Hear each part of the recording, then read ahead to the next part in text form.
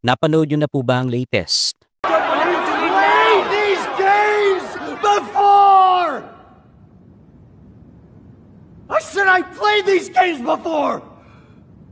6 episodes na puno ng violence, kasakiman, katrayduran at saka kamatayan. Pero alam niyo po kahit ganyan ang nilalaman ng storya, may mga spiritual lessons po tayong makukuha dito. Sa video na ito, i-compare po natin ang mga eksena sa series doon sa mga biblical truths na pinanghahawakan nating mga Kristiyano. Samahan niyo po ako sa pag-aaral na ito. Ako po si Kuya Jem and this is Sunday Extended.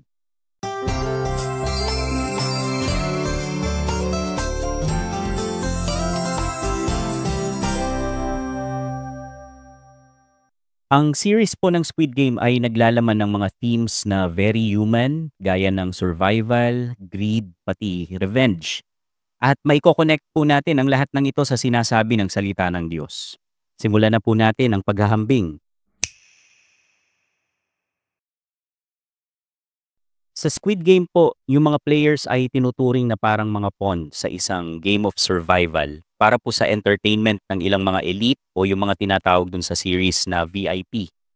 Sinasalamin po nito kung paanong ang ilan sa mundo natin ay sinasamantala, inaabuso at niyuyurakan o binababoy ang pagkatao ng iba para lang po sa kaligayahan ng ilang mga makapangyarihan. Isa po sa mga gusto kong sinabi ng bida, we are not horses, we are humans. At bilang mga tao, nilikha po tayo ayon sa wangis ng Diyos, hindi po sa wangis ng unggoy o sa bakterya. Alam niyo naman po siguro yung balita tungkol sa mga sabungerong kinidnap, di po ba? Sabi po nung whistleblower sa balita, kaya daw sila kinidnap dahil sa nandadaya sila sa sabungan. Cheetah! Coach, come on!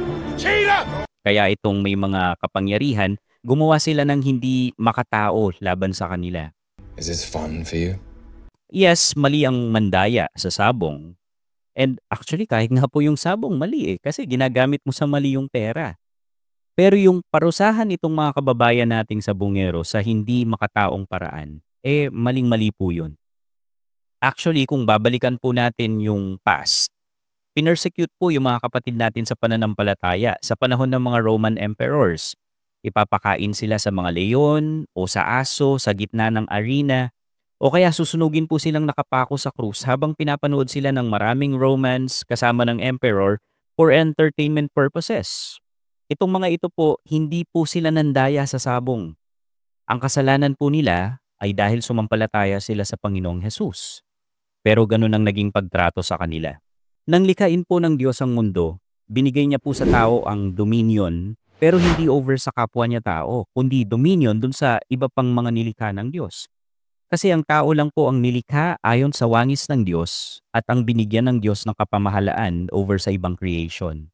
Ang sabi po sa Genesis 1 verse 26, pagkatapos, sinabi ng Diyos, likhain natin ang tao ayon sa ating wangis. Sila ang mamamahala sa lahat ng uri ng hayop, mga lumalangoy, lumilipad, lumalakad at gumagapang.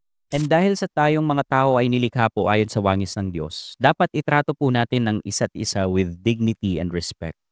Ito po ang pinapakita sa atin sa James 3 verse 9 to 10. Ang sabi po, sa pamamagitan ng dila, pinupuri natin ang ating Panginoon na Ama, pero sa pamamagitan din ito ay sinusumpa natin ang ating kapwa na nilikhang kalarawan ng Diyos. Mula sa iisang bibig, nanggagaling ang pagpupuri at pagsumpa. Mga kapatid, hindi dapat ganyan.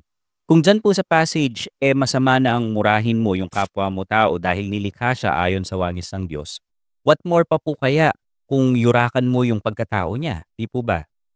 Paalala po sa atin ito na tratuhin natin ang kapwa natin na may respeto. Igalang po natin ang pagkatao nila, anuman ang kalagayan nila, kasi nilikha din po sila ayon sa wangis ng Diyos. Sa Squid Game po, kahit pa dun sa Season 1 at sa earlier Season 2, ang nagdadrive sa mga participants para maglaro ay yung napakalaking halaga ng pera. Kahit mag-asal hayop na sila doon, wala na po silang pakialam sa iisipin o sasabihin ng iba. Ang mahalaga po sa kanila, matapos nila yung laro at bumalik sa normal nilang buhay na bayad na sa utang at sobrang yaman. Itong pagiging greedy po ay bahagi ng makasalanang likas ng tao. Ipinapakita din po ito sa James 4 verses 1 to 3. Ang sabi po sa talata, ano ba ang pinagmumulan ng mga pag-aaway at alitan ninyo? Hindi ba't ang masasamang kagustuhan na naglalaban-laban sa puso nyo? May mga ninanais kayo pero hindi nyo makamtan, kaya handa kayong pumatay dahil dito. May mga gusto kayong makuha at kapag hindi ito nangyari, nag-aaway-away kayo. Hindi nyo nakakamtan ang mga ninanais nyo dahil hindi kayo humihingi sa Diyos. At kung humihingi naman kayo, wala kayong natatanggap dahil humihingi kayo ng may masamang motibo para mapagbigyan ang sarili nyong kasiyahan. Hindi makuha ang gusto kaya papatay, mali ang motibo kasi pansarili lang ang gusto. Ganyan po ang greed. Dahil dito magsisinungaling ka, maninira ka, magnanakaw ka, mananakit ka, and even papatay ka. Sabi nga po sa 1 Timothy 6 verse 10, sapagkat ang pag-ibig sa salapi ang siyang ugat ng lahat ng kasamaan. Ang sobrang paghahangad ng salapi ang nagtulak sa iba na tumalikod sa pananampalataya at nagdulot ng maraming paghihinagpis sa buhay nila. Yung obsession po ng player sa pera ang bumulag sa kanila kaya di nila nakita o na-consider yung dangerous consequences ng mga choices nila. Makikita pa nga po doon, di ba, na kahit magulang mo, kaya kang isakripisyo sa ngalan ng pera. Pero sabi po sa Psalms 27 verse 10, iwanan man ako ng aking mga magulang, kayo naman Panginoon ang mag-aalaga sa akin. Pansamantala lang po yung mga kayamanan na yan. Ang mga makamundong yaman, hanggang dito lang po yan sa lupa. At napakaikli po ng buhay natin sa lupa kumpara sa pag sumakibilang buhay na tayo. Kaya nga ang turo po ng Panginoon, mag-ipon sa langit. Ang sabi po sa Matthew 6 verse 19 to 20, huwag kayong mag-ipon ng kayamanan para sa inyong sarili rito sa mundo dahil dito ay may mga insekto at kalawang nasisira sa inyong kayamanan at may mga magnanakaw na kukuha nito. Sa halip, mag-ipon kayo ng kayamanan sa langit kung saan walang insekto at kalawang na naninira at walang nakakapasok na magnanakaw. Makikita po sa laro kung gaano kababa ang tingin sa halaga ng buhay ng tao. Hindi lang po ng mga VIP at staff, kundi pati ng players mismo.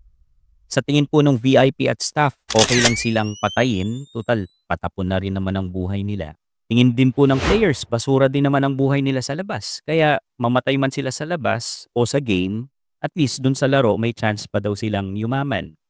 Kaya yung iba sa game ang daling pumapatay o kaya naman ay nagpapakamatay. Ibang-iba po ito sa pagtingin ng Diyos sa halaga ng buhay. Ang Panginoong Hesus mismo pinakitang hindi maipapantay ang halaga ng isang tao sa halaga ng buong mundo. Ang sabi niya po sa Matthew 16 verse 26, ano ba ang mapapala ng tao kung mapasa kanya man ang lahat ng bagay sa mundo pero mapapahamak naman ang kanyang buhay? May maibabayad ba siya para mabawi niya ang kanyang buhay? Sa Squid Game, may katumbas na pera ang halaga ng buhay ng tao. And every time na may namamatay, dumadagdag yung value ng tao dun sa prize money. Pero para po sa Diyos, ulang pa ang halaga ng buong mundo sa halaga ng isang kaluluwa. Ano man po ang kalagayan sa buhay, sikat man o hindi, mayaman man o pulubi, marami mang kaibigan o laging nag-iisa, masama man o relihiyoso. Kaya nga po sa halagang ito ng kaluluwa ng tao, hindi po pinanghinayangan ng Panginoong Hesus na ibigay ang sarili niyang buhay para iligtas ang tao. Ang sabi niya po sa John 10:10, dumarating ang magnanakaw para lang magnakaw, pumatay at mangwasak. Ngunit dumating ako upang magkaroon ang mga tao ng buhay na ganap. Sa buong series po, ang lahat ng players ay kinakailangan gumawa ng mga morally challenging decisions at sa maraming pagkakataon, kinailangan po nilang piliin ang lesser evil. Papatay ka ba o magpapakamatay? And ramdam po talaga yung tensyon dun sa pagitan ng human desire at moral responsibility dun sa mga choices nila. Salamat po sa Panginoon kung hindi nyo ba po kinailangang gumawa ng mga ganong klase ng desisyon. Minsan po yung mga desisyong pinagpipilian ng mga mananampalataya sa pagitan ng dalawang mabuting bagay. You don't know that I'm going to even do it. You don't know. I may do it. I may not do it. I mean, nobody knows what I'm going to do. Ganyan nga po yung isang pinag-iisipan ni Pablo, di ba? Doon sa Philippians 1 verses 21 to 24. Ito po ang mababasa. Sapagkat para sa akin, ang buhay ko ay para kay Kristo. At kung mamatay man ako, kapakinabangan ito sa akin dahil makakapiling ko na siya. Kung patuloy naman akong mabubuhay, makakagawa pa ako ng mabubuting bagay. Kaya hindi ko alam ngayon kung alin ang pipiliin ko. Nahahati ang isip ko sa dalawa, ang mabuhay o ang mamatay. Gusto ko na sanang pumanaw para makapiling na si Kristo dahil ito ang mas mabuti, pero kailangan kong patuloy na mabuhay para sa kapakanan ninyo. May mga pagkakataon din naman po na alam naman ng mananampalataya ang dapat gawin, pero yung hindi niya dapat gawin ang ginagawa niya. Ito po yung tension naman sa pagitan ng banal na espiritu na namumuhay sa atin at dun sa sinful flesh natin. Sabi po ni Pablo dun sa Romans 7 verse 15, hindi ko maintindihan ang aking sarili dahil ang mabubuting bagay na gusto kong gawin ay hindi ko magawa, pero ang mga bagay na ayaw kong gawin ang siya kong ginagawa. And then sa verses 18 to 19, sabi pa po niya, alam kong walang mabuti sa akin. Ang tinutukoy ko ay ang makasalanan kong pagkatao. Dahil kahit gusto kong gumawa ng mabuti, hindi ko ito magawa. Dahil dito, ang mabubuting bagay na gusto kong gawin ay hindi ko magawa. Pero ang mga bagay na kinasusuklaman kong gawin, ang siya kong ginagawa. Mahalaga po para sa ating mga mananampalataya ang paggawa ng godly choices. Kahit na malakas po ang temptation na maging selfish and sinful tayo sa mga choices natin. Maganda po ang challenge ng Diyos sa Deuteronomy 30 verse 19. Ang sabi po, sa araw na ito, tinawag ko ang langit at lupa na maging saksi kung alin dito ang pipiliin ninyo. Buhay o kamatayan, pagpapala o sumpa. Piliin sana ninyo ang buhay para mabuhay kayo ng matagal pati na ang inyong mga anak. Sa mga pagdidesisyon po natin, lagi nating hanapin ang kalooban ng Diyos. Yung ilang characters po sa Squid Game 2 ay nilamon ng paghihiganti. Samantalang yung iba naman ay naghahanap ng katarungan. Pero yung dividing line dun sa pagitan ng justice at revenge ay malabo. And madalas, ang nagiging resulta po ay mas matinding karahasan at kaguluhan. Pag ginawan po tayo ng masama, marami sa atin ang may matinding desire talaga na makaganti. Naghahanap tayo ng hustisya. And in the process, nilalagay po natin sa mga kamay natin ang pagpaparusa dun sa nagkasala sa ating. Ano po ba ang sabi ng salita ng Diyos? Ang sabi po sa Romans 12 verse 19, mga minamahal, huwag kayong maghihiganti. Ipaubaya ninyo iyan sa Diyos. Sapagkat sinabi ng Panginoon sa kasulatan, ako ang maghihiganti. Ako ang magpaparusa. Yes, may judicial system tayo dito sa mundo and hindi naman po natin laging nakakamit ang hustisya kasi minsan yung mga nagpapatupad ng batas, corrupt din. Pero buti na lang po may ultimate judge na hindi malulusutan ni numan. Kaya masisiguro po nating maibibigay ng Diyos ang hustisya na yon sa araw ng pagkukumpong. Kahit makalusot pa po sila dito o kahit baluktutin pa nila ang batas. Justice. Ito din naman po ang halimbawa na gusto ng Panginoon na lakaran natin. Ang sabi po dun sa 1 Peter 2 verse 20 to 23, ngunit kung pinaparusahan kayo kahit mabuti ang ginagawa ninyo at tinitiis ninyo ito, kalulugdan kayo ng Diyos. Ang mga pagdurusa ni Kristo para sa atin ang halimbawang dapat nating tularan. Ito ang dahilan kung bakit tayo tinawag para tularan natin ang buhay ni Kristo. Hindi siya nagkasala o nagsinungaling man. Ininsulto siya pero hindi siya gumanti ng insulto. Pinahirapan siya pero hindi siya nagbanta. Ipinagkatiwala niya ang lahat sa Diyos na humahatol ng makatarungan. Sa halip po na ilagay natin sa mga kamay natin ang paghihiganti, ipaubaya po natin ang paghatol sa Diyos. Sa pag-usad po ng storya, makikita po ang pagbuo ng alyansa ng mga players at ganun din po syempre yung pagkatraidor sa isa't isa dun sa loob ng mga alyansang nabuo. So which of you fine gentlemen would like to join our team? May mga times din po na na-isolate yung ilang characters kaya sila yung naging madaling target para maalis sa laro. You don't have any friends. Nobody likes you. Wala pong perfect or even good dun sa mga alyansang nabuo. May mga toxic na teams, may mga manipulative, may iba, yung ibang teams may traidor, yung iba naman walang magawang mabuti at naging pabigat pa minsan dun sa team nila. Makikita po natin dito ang strength ng pagkakaroon ng isang community kesa sa mag-isa ka or isolated ka. Ang sabi po sa Ecclesiastes 4 verse 9 to 12, mas mabuti ang may kasama kaysa mag-isa, mas marami silang magagawa. Kapag nadapa ang isa sa kanila, maitatayo siya ng kanyang kasama. Kaya nakakaawa ang taong nag-iisa at nadapa dahil walang tutulong sa kanya. Kapag malamig, pwede kayong matulog ng magkatabi at pareho kayong maiinitan. Pero kung nag-iisa ka, papaano ka maiinitan? Madali kang matalo kung nag-iisa ka. Pero kung may kasama ka, mahirap kayong talunin. Tulad din ng lubid na may 3 pilipit na hibla, mahirap itong malagot. Para po sa ating mga mananampalataya, ang community na yan na nagpapalakas sa atin ay ang church. Well, sana hindi po manipulative ang mga churches na kinabibilangan natin. Sana hindi ito toxic. Baka may mga ayaw umattend sa gatherings natin kasi puro chismisan lang ang nangyayari at may mga small groups dun sa loob ng church. They don't care about me. No one cares about me. Kawawa naman po yung mga walang masalihan at ramdam nilang hindi sila belong.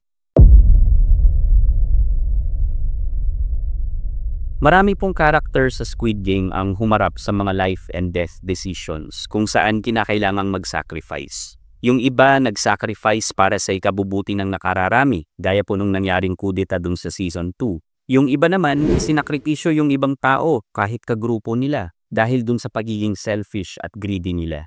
Pero may magandang part po dun sa huli kung saan kailangang mag-decide ng bida kung isa-sacrifice niya yung baby na pinangakuan niyang poprotektahan niya or ang ililigtas niya ba ay yung sarili niya. In the end, sinakripisyo niya po ang sarili niya at hinayaan niyang mabuhay yung bata. Of course, fiction lang po itong palabas kaya iisipin ng iba napaka-unrealistic ng choice ng bida. Pero tandaan niyo po na ang Panginoong Jesus, mas matindi pa po ang ginawa kaysa dun sa ginawa ng bida. Nagsakripisyo ang Panginoon hindi lang para sa mga kakampi niya o sa mga taong matuwid. Ang sabi po sa Romans 5 verses 7-8, bihira ang taong mag-aalay ng kanyang buhay para sa isang taong matuwid. Bagamat maaaring mayroong maglakas loob na ibigay ang kanyang buhay para sa isang mabuting tao, pero ipinakita ng Diyos sa atin ang kanyang pag-ibig sa ganitong paraan. Kahit noong tayo'y makasalanan pa, namatay si Kristo para sa atin. Nagsakripisyo po siya para sa mga makasalanan, para sa mga kaaway niya. Ang sakripisyo po ni Kristo ang pinakadakilang sakripisyo sa lahat. Dahil yun lang ang sakripisyong makapagliligtas sa sinumang sasampalataya sa Kanya. Kayo po, ano po ang mga insights and spiritual lessons na nakita nyo sa Squid Game 2? Huwag po kayong mahihiyang i-share sa comment section.